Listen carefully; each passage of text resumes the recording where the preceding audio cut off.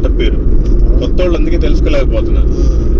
దేవుడు మంచి దేవుడే, వాళ్ళేమో కులానికి ఒక మతానికి అంట కట్టేస్తున్నారు. ఎందుకంటే మన వల్ల సరిగ్గా ప్రవర్తన ఉండదు, సరైన సాక్ష్యం ఉండదు, వీళ్ళే లోకంలో పాడైపోతారు. సాక్ష్యం ఉండదు సార్.